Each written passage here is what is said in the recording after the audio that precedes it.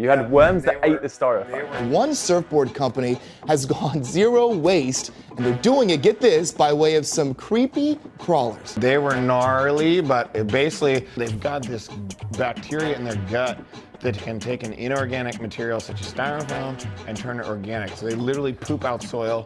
What? Yeah. I'm Louis Cole. Welcome to the Recharged podcast. In this series, I invite fellow content creators and artists to explore exciting ways to make a difference in the world. I take my guests to visit local social good projects in my self-converted electric 1973 Volkswagen van. We have real and raw conversations about life and hear from social good heroes that we can all be inspired by. And on today's podcast, our guest is Ammar Kandil, an entrepreneur, filmmaker and visionary. Ammar helped launch the YouTube channel Yes Theory 5 years ago with the aim to build a global movement and bring together a community of over 10 million followers around the mission of seeking discomfort and choosing love over fear, with the belief that life's most beautiful moments and meaningful connections exist outside our comfort zones. This is the first episode. Yeah. Oh my God. Yeah. I'm honored. Yeah. Wow. Feel honored to have you, bro. Oh, that was good. Okay. That was great. Oh my God, it's so silent. It's so silent, right?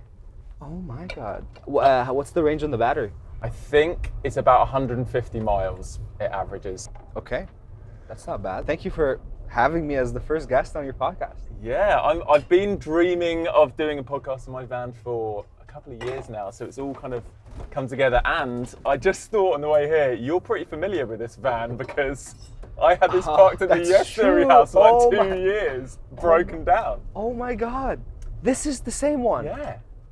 So I had this parked at Ammar's last house, broken down, the engine was completely fried, and we ended up, I remember one night pushing it to our house, had it parked there for a while, and then eventually I've resurrected it as electric. Oh my God. God. How fun is that? That is, what a full circle moment. Yeah.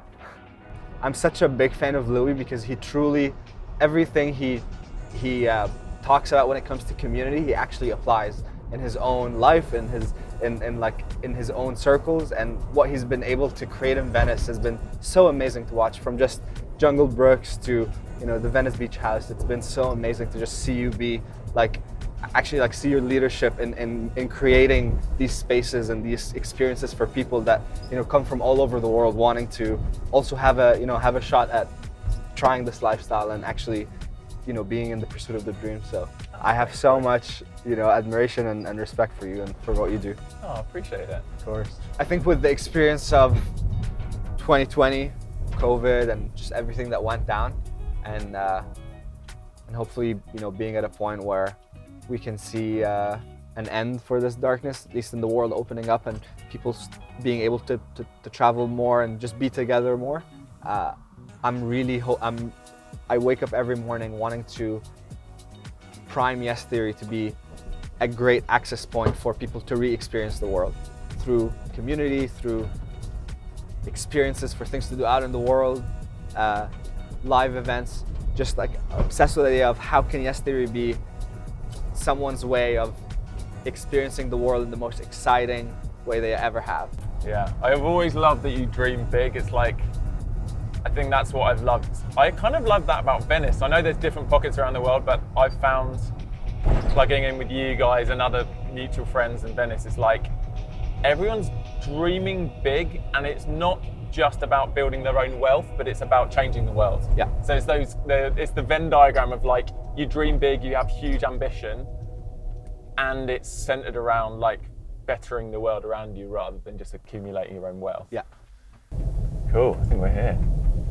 Today we're visiting Ryan Harris, a surfer, ocean enthusiast and environmentalist who co-founded Earth Technologies, the world's first zero-waste surfboard production factory. He also co-founded One Planet, One People for surfers of colour supporting climate action, racial and social equality, and is breaking stereotypes as a black American in the surf industry. Ryan believes in leaving this planet a better place than when we came into it and protecting it for the next generation. This video is part of the Team Seas project that launched today. It's a global campaign to raise raised $30 million to remove 30 million pounds of plastic and trash from our oceans, rivers and beaches. To get involved, check out the fundraiser campaign underneath this video. 2 years ago, I helped launch Team Trees alongside Mr. Beast and thousands of other creators. And 2 years later, we have successfully planted over 23 million trees. So I'm really excited about what we can do together to help restore our oceans. Sadly, the US produces 42 million metric tons of plastic waste per year and ranks as high as third among the coastal nations for dumping trash and other waste into its shorelines. Shockingly, only 9% of the world's plastic waste has ever been recycled. So improving recycling efforts is a priority, and then transitioning to biomaterials has to be the long-term goal. But with the plastic industry planning to increase production by at least 35% in the next 10 years, it can't just be down to the individual to solve problems like this. There has to be a change on a systemic level. Therefore, it's going to be nearly impossible to demand a stop to the endless production of single-use and throwaway plastics without bigger legislations that push industries towards cleaner and more sustainable products. I'm excited to see how Ryan and Earth Technologies are leading the way. Okay, this is Ryan, this is who we've come to visit. How you doing? And yeah, I drove here in my 1973 van that last year I converted to electric. So I took the engine out and put this motor, and it's running off Tesla batteries. That's crazy. And I love it because it's got that kind of fun, vintage, hippie vibe, but also it's now more environmentally friendly. I'd love to hear a bit of your story and see what you do. Well, yeah, you're gonna see it. About 3 years ago, I created the first zero waste initiative in the surfboard manufacturing industry. There was a report done by Sustainable Surf, and what they found was your average traditional poly shortboard weighs about 6 pounds, and double the weight of the finished board is generated in waste to make the product. Eco boards are good, they're better than their toxic counterpart, but I'm still creating a lot of waste. And so what I'm gonna show you guys is how we figured out to put that end cap on the waste. And not only that, we do what I call live upcycling. So we literally make products live on the fly using our excess resin and upcycle and turn them into usable lifestyle products. And then what we'll get into later with the skateboards is just like the holy grail, where we use every single bit of our waste to make these products. So it started with just coasters, and I'll literally... And this is the excess resin. Yeah, so that's excess resin. I will show you a board that came off of, because it matches the board, and we usually put a little cork pad on the back. Do we have time to make something like this? Yeah. So the surfboard starts like that, right? We call this a blank. So what material is this? It's basically styrofoam. That's styrofoam. And so the reason originally, I think I found you because of worms. A long time ago, you had worms, right? Or a few years ago, you had worms that ate the styrofoam. One surfboard company has gone zero waste, and they're doing it, get this, by way of some creepy crawlers. Take a look. One man's trash is another man's treasure, or in this case, a delicious feast for styrofoam-eating superworms. They were gnarly, but basically they've got this bacteria in their gut that can take an inorganic material such as styrofoam and turn it organic. So they literally poop out soil. What? Yeah, but it's this whole ecosystem with all like earthworms and fungus, and it's gnarly. Has to be temperature controlled. If it's too hot, they die. So eventually you're like this. Yeah, well, and they're expensive. You have to buy them. We had about 10,000 of them, and they basically eat a board worth of foam a week. Okay. So we'd need millions. We actually did start with the worms first. Yeah. Once, and it's funny because I got this video, I thought it was CGI, because it was a broken stand-up paddleboard getting eaten from the inside out. And at the end of the video, there's nothing left and these worms crawling all over it. And I was like, dude, if they can do that with styrofoam, they can do that with my shaping dust. That's a third of my waste. And then the gears started grinding.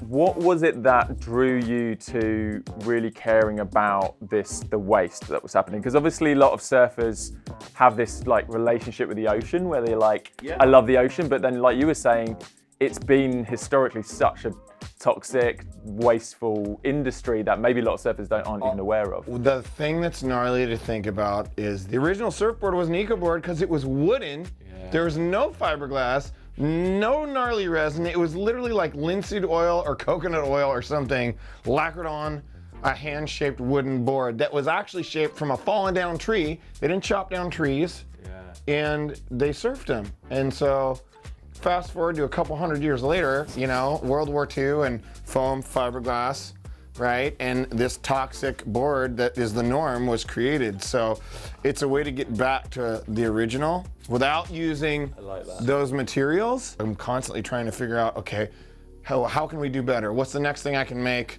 using our waste? And so we have the first circular system in the surfboard manufacturing industry, as opposed to the linear economy, linear, buy it, throw it away, buy it, throw it away. The alignment of just personal passion with wanting to leave the world a better place and be a help, like it's just amazing how you had your Venn diagram and the place that you're operating right now. With the worm thing as well, I love that you tried that as part of the process, because part of it's like wanting to try the crazy ideas like that maybe they don't pan out long term. They're like, okay, we tried that path. It would, we'd need 1 million worms to make it work properly, but I love that you tried it, man. It ran its course. I mean, they were kind of like the mascot for the EcoBoard movement for a little minute. So this is where we make our lifestyle products. So these are little plates. So this is bio. This is a bio sap. It's a bio-based epoxy. In any other glass shop, all this resin is garbage. It's literally, it goes on the floor and then it gets tossed. These guys catch the majority of the excess resin. And then look, once a week we'll just peel this off, chuck it straight in the shredder. Wow. And wait, and that shredded stuff you then use? That we can upcycle it into anything. That's the inside of the skateboard. And this is every single type of waste stream in my shop. Everything. There's foam, acetone, squeegees, stir sticks, all this shred. So it's basically foam and shred. In September of 2020, we did a COVID board. We did the first ever surfboard made from recycled and upcycled masks. So we got the broken soft top, shaped it down, and basically made a veneer out of the mask. And a lot of people can't tell what it is until you get up close. You can see the ear straps, and you can fully tell those are masks. To me, it's kind of the symbol of COVID. It's these freaking masks. Disposable masks. That are just everywhere. All right, let's go upstairs. We'll show you the shred quarters. Jeff, we're coming up. Cool. When I started making all these things out of the zero waste system, I was like, oh man, we can make so much cool stuff. I bet I can make a skateboard. We use the shred to make the cores, which are then turned into skateboards. That's all upcycled tubes of resin all the way around it. And so even the top, the grip tape here is Yeah, recycled glass. Yeah, it's sprayed on. yeah, it's sprayed on. Oh, okay. I love this guy. Oh my god, amazing. I know. Like, even though like surfing's not my passion, like I enjoy it, but it's like it's still contagious. Yeah. Like his like enthusiasm. Yeah, your passion is my passion. Yeah, when exactly. when you see that in someone who's found a way to align their life with what they love and figure out a way to make it good for the world, that's the most inspiring thing. All right, so we squeegee this on. That's the first step. I want to get it all worked out evenly. Do exactly what I'm doing, side to side all the way down to the tail. Gonna have a little go, Ammar. Yep. I want you guys to pick out some colors, and we're just gonna make some coasters and shot glasses. I'll do orange and blue. This one. All right, you grab that one. Okay. You grab that one. Wow. And we're gonna pour. Let's see. Yours looks so crazy. Fill it up about halfway. Halfway? Yeah, perfect. Now come over here and throw some in one of these coasters. That looks so sick.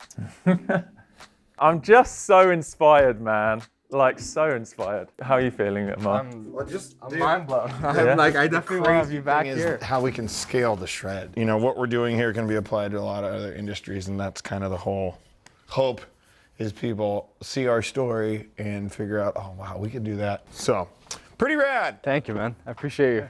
Yeah. I'd love to. We'll connect through Louis, and we'll do something together. Cool.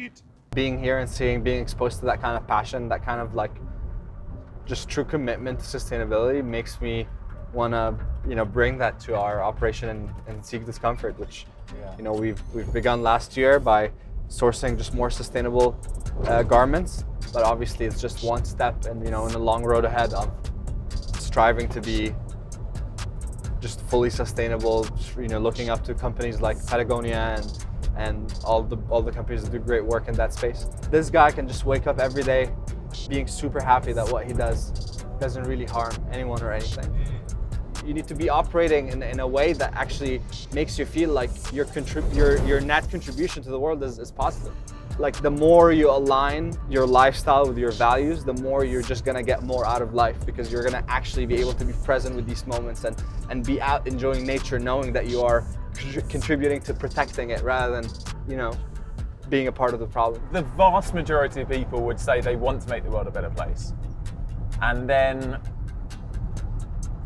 unfortunately, the systems that we just they're almost the invisible systems that just we live by. A lot of my adult life, I wasn't aware of this, but like understanding how bad the meat and dairy industry is to the planet, and then like starting to realize, oh, that's just food, and kind of like, you know, there's so many other elements to our life. And you were saying like it can almost be overwhelming. Ignorance is a bliss, and that's why people decide just to stay conforming within all these systems, because you start dismantling everything, you're gonna realize like, oh my god, you know, it's like pulling the thread. It's like pulling the thread on the clothes, and exactly. It's like, oh, just keep pulling, and then like the whole thing. Oh my god, the deodorant that I used my whole life has heavy metals. Oh my god, like this, my favorite thing that I used to get from the grocery store has this really bad thing for it. And then you just realize that that's why the majority of the world just chooses to live in that ignorance, because it's really hard once you start deconstructing all these systems that we live within. I'm like far from perfect and a lot of waste and environmental stuff, but you know, experiences like this, to just see that passion radiates, and it makes me want to take that passion and put it in my own life. Yeah, like how do you apply what he's applied to surfing? How do we apply that to the things that we love? Like how do we optimize the human experience? How do we optimize the way that we do everything? These different causes that we care about, there's so much overlap. Yeah. And I think whether it's like racial injustice, environmental injustice, like gender injustice, there's all of these different core topics, but it's all connected, you know? Yeah, absolutely. Just reflecting on the experience with Ryan, and you know, the radiant energy that you experience meeting someone who lives an aligned life like this. It's really worth you putting in the effort to see where are the places in your life that you can align better. Because as I said, your overall experience of life is just gonna be so much more fulfilling and so much happier and so much more full. And even the small steps. And the other thing is just, you know, something that I reflect on a lot is the only way out is through. The only way out of fear is through it. The only way out of depression is through it. Because it's all just different lessons and different learning experiences that really allow you to be who you're meant to be. Bro, I'll let you go. I'm dropping him home late, so all good. Yeah. That was amazing. I'm honored to be the first guest. I can't wait to see the format and just see all the amazing people that you're gonna have on. Look forward to seeing it be out. Thank you for having me, bud. Enjoyed this, bro. Let's hang out again soon. Yes. Thanks for joining us. Be sure to follow Ammar and Ryan. If you enjoyed this video, please go and subscribe to my brand new podcast channel and check out the full-length podcast here. There's lots of amazing guests and exciting episodes coming soon.